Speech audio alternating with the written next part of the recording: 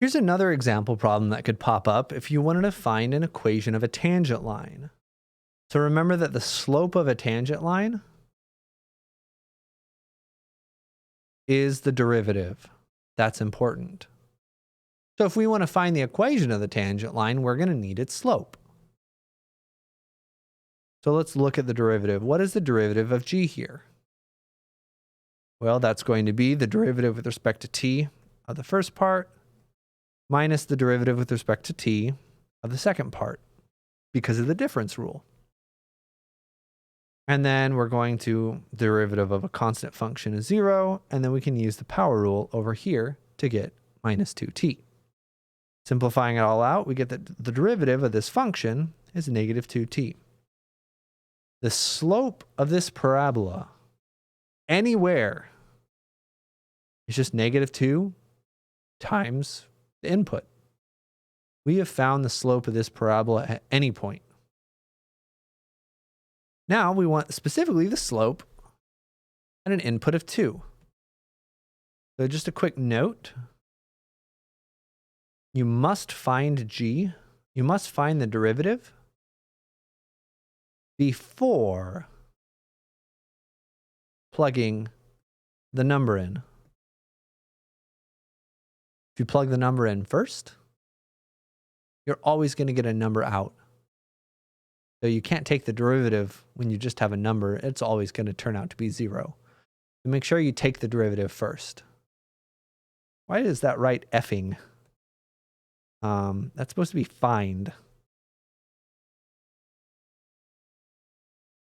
All right. So we want the slope of the tangent line. Well, that's the derivative. We specifically want the slope at 2. That's going to be negative 4. Ta-da, this is important. This is going to be our slope of our tangent line.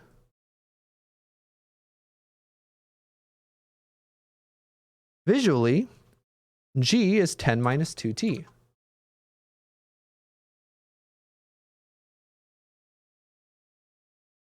Sorry, 10 minus t squared, right?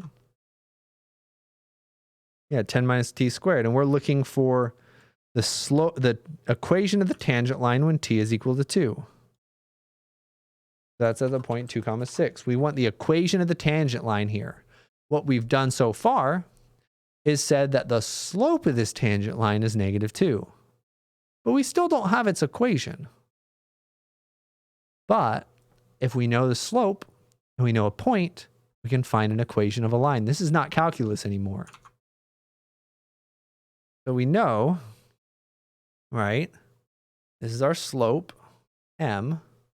We know it crosses the point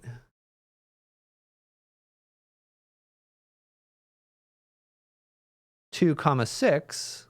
Where else could we find that 6 if we didn't do it from a graph? 6 is just g of 2. It's the output. It's the function value. When we plug in 2, you're going to get 6. So we have our slope. We have our point.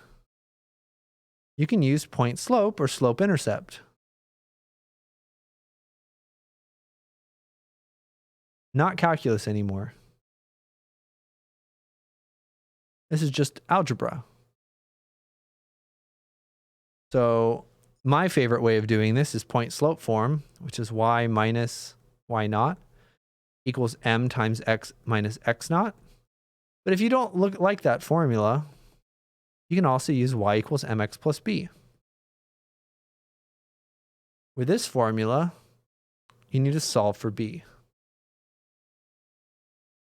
This formula, you don't need to solve for anything. That's why I like this one on the left more. But you can use either form. This is our x naught, and this is our y naught.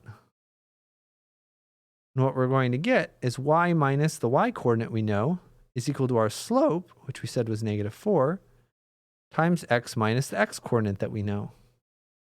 There we go. That's our equation of our line. We could solve for y if we wanted to. This is a perfectly good answer. If we did solve for y, we could distribute negative 4x plus 8. And then add 6 to both sides to get y equals negative 4x plus 14. This is also a good answer.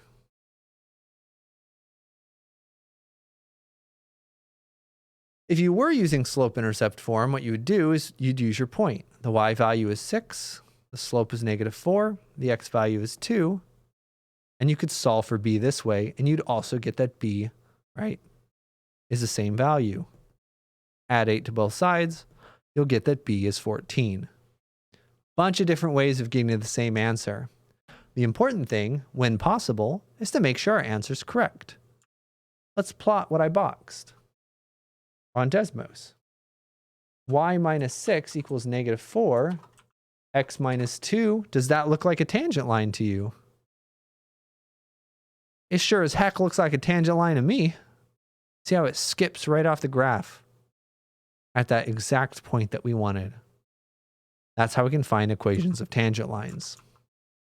Let me know if you have any questions about it. We won't do this too much, but we will do it a little bit. It'll also come into play a little bit in some applications.